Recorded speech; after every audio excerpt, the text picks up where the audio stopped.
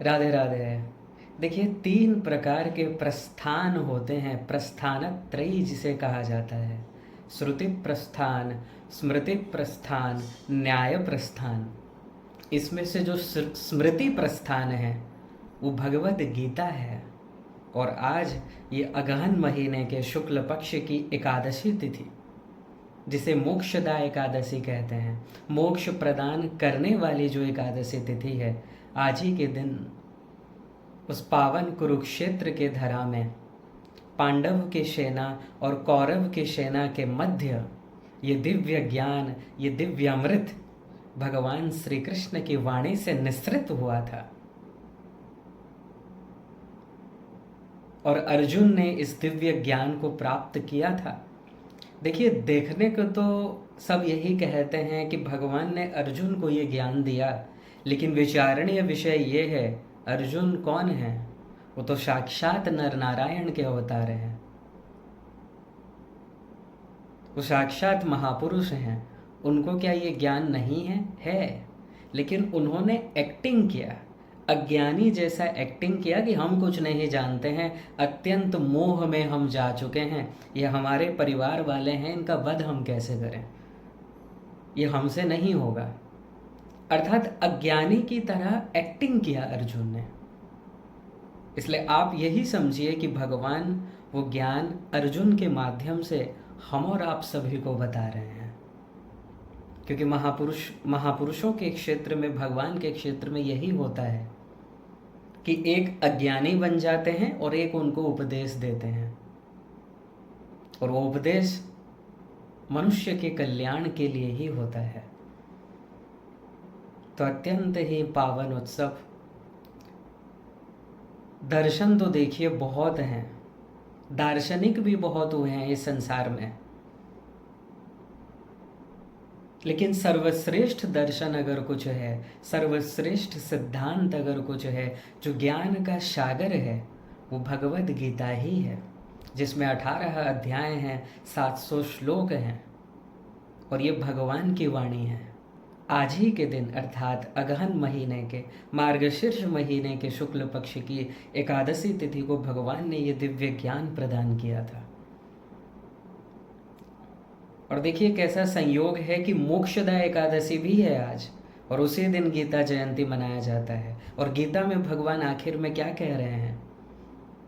जब अर्जुन को कुछ भी समझ में नहीं आया, तो भगवान ने अंत में एक ही बात कहा कि सर्वगुह्यतमं भूय शृणु मे परमं वच।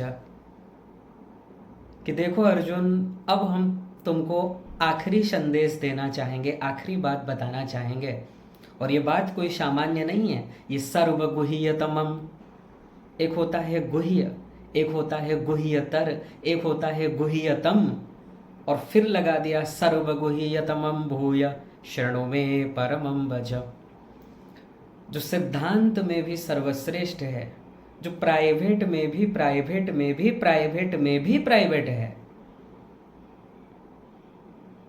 जो अत्यंत ही इंपॉर्टेंट रहस्य है, अब वो तुम सुनो। क्या? सर्वधर्मान परित्यज्य माम एकम शरणं व्रज अहम त्वां सर्व पापेभ्यो मोक्षयिष्यामि मा शुच। कि जितने भी वर्णाश्रम धर्म कर्म का आश्रय तू लिया है, कि तू क्षत्रिय है, तुम ब्राह्मण हो, तुम वैश्य हो, तुम शूद्र हो, तुम गृहस्थी हो, तुम वानप्रस्थी हो, सन्यासी हो या ब्रह्मचारी हो, ये सभी से ऊपर उठो, क्योंकि ये जितने भी धर्म हैं ये लौकिक धर्म हैं, इससे तुम्हारा कल्याण नहीं हो सकता। अगर तुम विधिवत इसका पालन कर भी लिए तो 2 दिन के लिए स्वर्ग मिलेगा, और तेतम भुक्त्वा स्वर्गलोकम विशालम क्षीणे पुण्य मर्त्य लोकम विशन्ते। अगर तुम उस परम आनंद को प्राप्त करना चाहते हो, अपने जीवन के लक्ष्य को प्राप्त करना चाहते हो, ये जन्म मृत्यु के आवागमन चक्र से अगर मुक्त होना चाहते हो, तो समस्त धर्म कर्म का आश्रय छोड़कर मेरी शरण में आ जा। यह आखिरी उपदेश था भगवान का, आखिरी संदेश। और इसके बाद अर्जुन ने कहा कि नष्टो मोहा स्मृतिर्लब्ध्वा त्वत्प्रसादान् मयाच्युत। कि अब जाकर मेरा मोह नष्ट हुआ है, अज्ञान नष्ट हुआ है, और दिव्य ज्ञान की प्राप्ति हुई है। हे अच्युत, आपकी कृपा से, आपके प्रसाद से। तो कहने का तात्पर्य कि आज मोक्षदा एकादशी, जो मोक्ष प्रदान करने वाली एकादशी, और उसी दिन भगवान ने भी बता दिया कि तुमको मोक्ष कैसे प्राप्त होगा। तुम चाहे कर्म मार्ग में आगे बढ़ो, चाहे ज्ञान मार्ग में आगे बढ़ो, चाहे भक्ति मार्ग में आगे बढ़ो, मोक्ष अगर प्राप्त करना है तो एक ही उपाय है, भगवान की शरणागति। गीता का यही सिद्धांत है, शरणागति। और कुछ नहीं बता रहे हैं इसमें भगवान। बातें तो देखिए बहुत बताया गया है, बहुत कुछ भगवान ने अर्जुन को बताया, लेकिन अंत में यहीं पर आकर टिक गए कि मेरी शरण में आ जा, मुझी में मन लगा, मुझी को प्रणाम कर, मेरा भक्त बन जा। मन मना भव मद भक्तो मदयाजी माम नमस्कुरु। ये गीता में 2 बार श्लोक आया है। तो गीता इसीलिए श्रेष्ठ है क्योंकि ये गीता समस्त उपनिषदों का सार है। सर्वोपनिषदो गावो दुग्धा गोपाल नंदन। ये जितने भी उपनिषद हैं ये गाय हैं। और श्री कृष्ण कौन है? गोपाल नंदन, दुग्धा, दूध निकालने वाले श्री कृष्ण हैं। अर्थात ये जो उपनिषद हैं, ये जो गाय हैं, गाय का भी जो अमृत होता है, जो हमें जीवन प्रदान करती है, गौ माता के उस अमृतमय दुग्ध की कृपा से जो बुद्धि विवेक प्राप्त होता है, जीव परम कल्याण को प्राप्त करता है। तो वो जो गौ माता का अमृतमय दुग्ध है, उसको निकालने वाले कौन हैं? श्री कृष्ण हैं।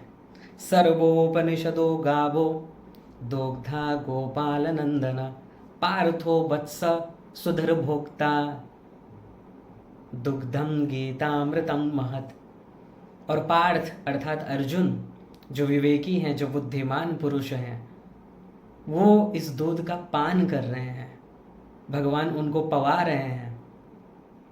और ये दूध है क्या? गीता ही है। दुग्धम गीतामृतम महत।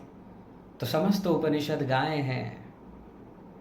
उस गाय का जो अमृतमय दुग्ध है वो गीता है। इसको निकालने वाले कौन है? श्री कृष्ण हैं। अर्थात श्री कृष्ण की वाणी से ये दिव्य रस, ये दिव्य दुग्ध की धारा प्रवाहित हो रही है। और कौन पान कर रहे हैं? अर्जुन पान कर रहे हैं।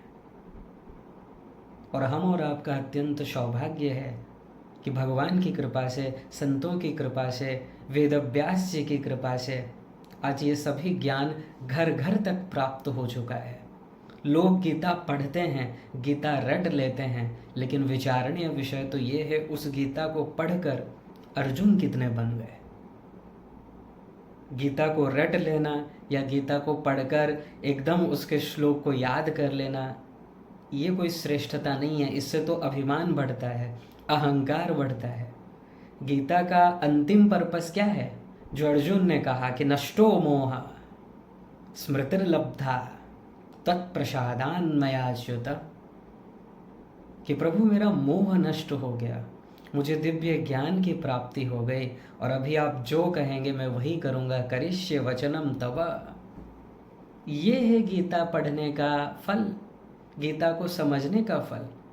और गीता पढ़ने के बाद भी अगर वही काम क्रोध लोभ मोह ईर्ष्या मद मात्सर्य अहंकार आपको घेरे हुए हैं, तब आप गीता नहीं समझे हो, तब आपको अभिमान हो गया है। और यही 99% केस में है। इसीलिए कल्याण नहीं हो पाता है, इसीलिए करप्शन कम नहीं हो रहा है, क्योंकि लोग याद करने में लगे हैं। कैसे श्लोकों को याद कर लें, किसी के साथ भी शास्त्रार्थ करने भिड़ जाएं, लेकिन उसमें बताया क्या जा रहा है उसका पालन नहीं करेंगे। जैसे फॉर एग्जाम्पल भगवान क्या कह रहे हैं?